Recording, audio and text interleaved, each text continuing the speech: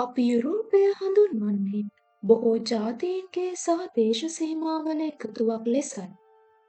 එහෙත් එම දේශ සීමා බිහිවීමට බොහෝ කලකට පෙර සිටම මෙම භූමියට සැබෑ හිමිකරුවන් සිටියා. නමුත් ඔවුන්ගේ කතාව ඉතිහාසයේ පිටුවතර සැඟව ගිය කතාවක්. ඔවුන්ගේ නිජබිම හෙවත් සාප්පි යුරෝපයේ ආර්ක්ටික් කලාපය පුරා විහිදේ. ඔවුන්ගේ පැවැත්මට වසර 3000කට වඩා පැරණි ඉතිහාසයක් ඇත.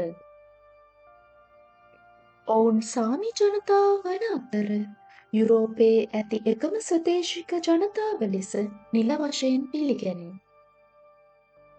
ඔවුන්ගේ ජීවනාලිය, ඔවුන්ගේ සංස්කෘතික බැඳීම සහ ඔවුන්ගේ සම්පූර්ණ පැවැත්ම රඳා පැවතුනේ එක් සතෙකු මතයි. එනම් රේන්ඩියර් මතයි. මෙම වීඩියෝව සාමිවරුන්ගේ නොනැමෙන ඉතිහාසය, ඔවුන්ගේ අද්විතීය සංස්කෘතිය සහ සියවස් ගණනාවක් පුරා ඔවුන්ගේ අනන්‍යතාවය රැක ගැනීමට ඔවුන් කළ අරගලය පිළිබඳ සත්‍ය හෙළිදරව්වකි. එසේනම් සාදරයෙන් පිළිගන්නවා ඔබේ ලෙන්ගතු YouTube නවාතැනට.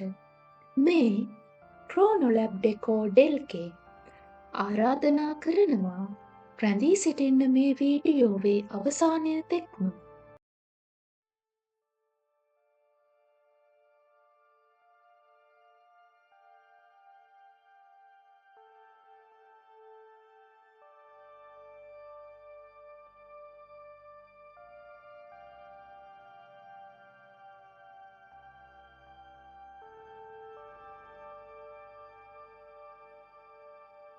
සාමිවරුන්ගේ සුවිශේෂීත්වය නම් ඔවුන්ගේ මුල් බැසගත් පැවැත්ම 17 වැනි සියවසේ සිට යුරෝපීය ජාතික රාජ්‍යයන් වර්ධනය වත්ම සාප්මි දේශය, නෝර්වේ, ස්වීඩනය, ෆින්ලන්තය සහ රුසියාව යන පාලන තන්ත්‍ර 4ක් යටතට බෙදී ගියේය.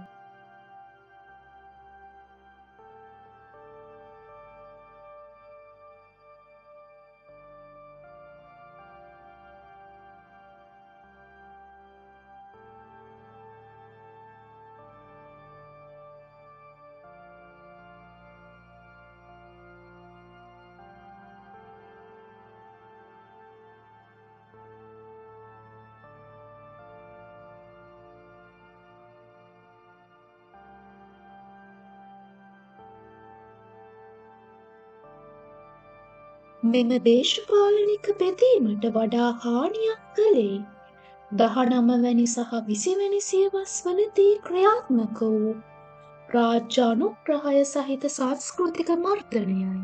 නෝර්වේ සහ ස්වීඩනය වැනි රටවල් සාමිවරුන්ගේ අනන්‍යතාවය බලහත්කාරයෙන් ආත්මීයකරණය කිරීමට උත්සාහ කළේය. ඔවුන්ගේ පාරම්පරික ජොයික් ගායන සම්ප්‍රදාය සමහර ප්‍රදේශවල තහනම් කරන ලදී. තවද දරුවන්ට තම මව් භාෂාවෙන් පාසල්වල කතා කිරීම තහනම් විය. එය සංස්කෘතික අයිතිවාසිකම් වලට එරෙහිව එල්ල වූ දරුණු ප්‍රහාරයක් විය.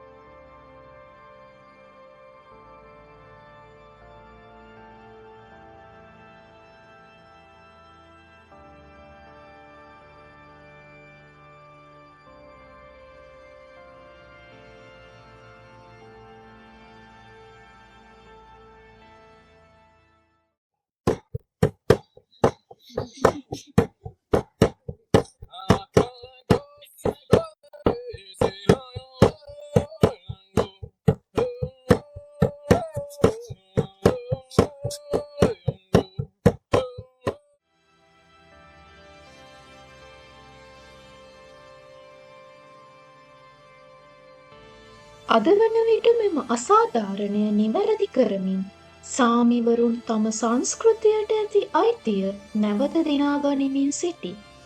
සාමි පාර්ලිමේන්තුව ඔවුන්ගේ ස්වයං පාලන බලය වෙනුවෙන් සටන් වදින ඔවුන්ගේ දේශපාලන විමුක්තියේ සංකේතයයි.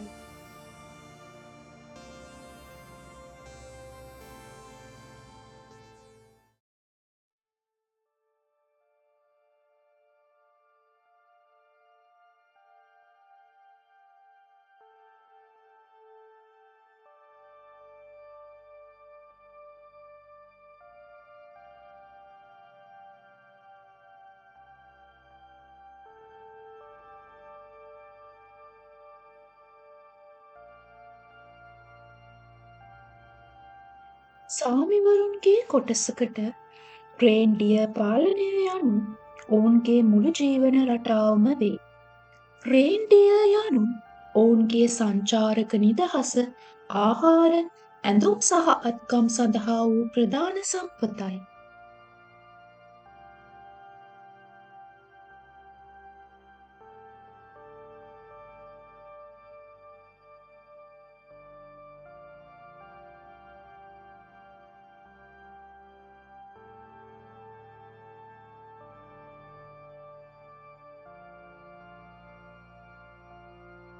රේන්ඩියර් පාලනය සාමිවරුන්ගේ සංස්කෘතික අනන්‍යතාවය සමග බද්ධ වී ඇත. ඔවුන්ගේ සෑම යූජි හෙවත් සාම්ප්‍රදායික අත්කම් නිර්මාණයකටම රේන්ඩියර් කොටස් යොදා ගනී. මෙය ඔවුන් ස්වභාව ධර්මයේ සෑම අංගයක්ම ගෞරවයෙන් පරිහරණය කළ බවට කදිම නිදසුනකි.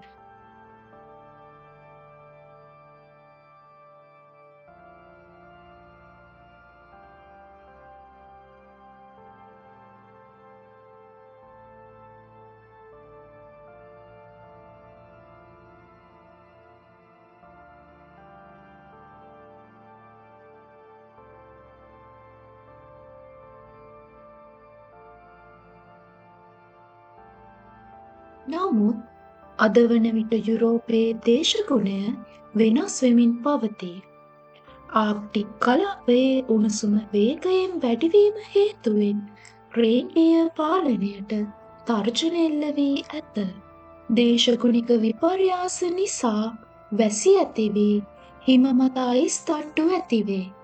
එම ඝන අයිස් තට්ටු හරහා රේන්ඩියර්ට තම ප්‍රධාන ආහාරය වන ලයිකන සොයා ගැනීමට නොහැකි වේ. මෙම නිසා සාමිවරුන්ට තම සාම්ප්‍රදාය පවත්වා ගැනීමට දැන් පරිසරය සමග නව අරගලයකට මුහුණ දීමට සිදු වී ඇත.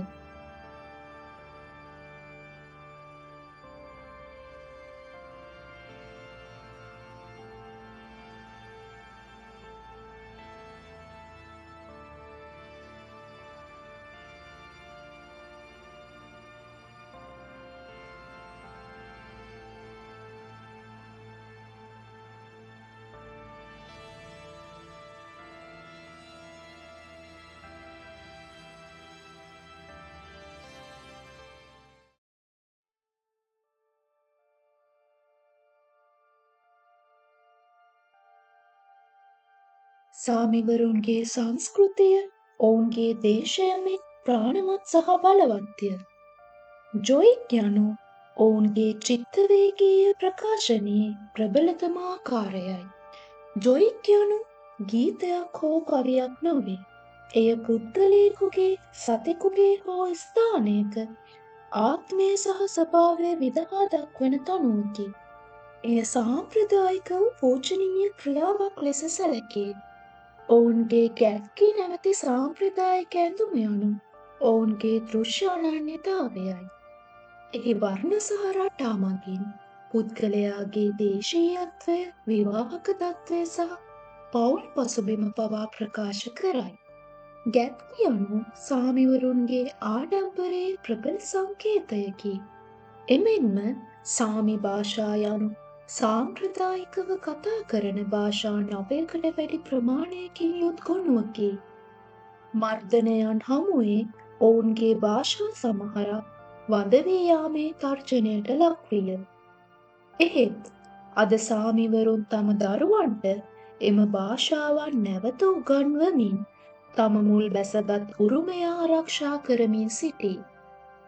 කෙසේ වෙතත් සාමි ජනතාව අද මුහුණ දෙන අභියෝග ඔවුන්ගේ සාම්ප්‍රදාය සහ නවීනත්වය අතර ගැටුමක් පෙන්නුම් කරයි. යෝධ පතල් ව්‍යාපෘති වනවගා සහ නව බලශක්ති සමාගම් සාමිවරුන්ගේ පාරම්පරික භූමි ආක්‍රමණය කරයි. නෛතික තීන්දු පවා ඇතැම් විට සාමිවරුන්ට එරෙහිව යන්නේ ඔවුන්ගේ ඉඩම් අයිතිවාසිකම් තවමත් සම්පූර්ණයෙන් සුරක්ෂිත නොවීම නිසයි.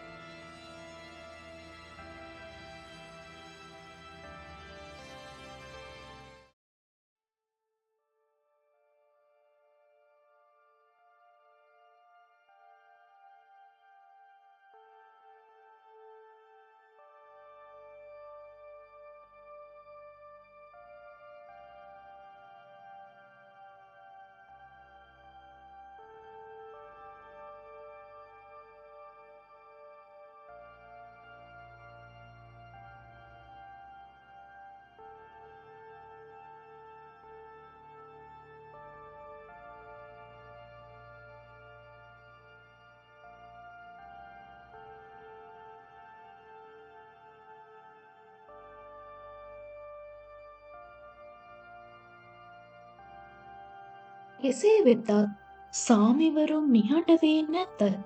ඔවුන් ජාත්‍යන්තර වේදිකා ඔස්සේ ස්වදේශික ජන අයිතිවාසිකම් වෙනුවෙන් සටන් වදින අතර ඔවුන්ගේ සංස්කෘතික අනන්‍යතාවය ලෝකයට විවෘත කරයි. සාමි ජනතාවගේ කතාව යනු නොනැමෙන ශක්තියේ කතාවකි. යුරෝපයේ දවන කලාපයේ ජීවත් වෙමින් ඔවුන් සියවස් ගණනාවක් පැරණි සාම්ප්‍රදායන් නවීන ලෝකයට ගෙන එමින් අපගේ පෘථුවිය සහ විවිධත්වය ආරක්ෂා කිරීමේ වැදගත්කම අපට පෙන්වයි. ඔබත් ඔවුන්ගේ අරගලයට සහ සංස්කෘතියට ගෞරව කරන්න. ඔබගේ වටිනා අදහස් සහ අත්දැකීම් අප හා බෙදා ගන්න. එසේනම් නැවත දැනුම පිරි වීඩියෝවකින් හමුවනතුරු ඔබට සුබ දවසක්.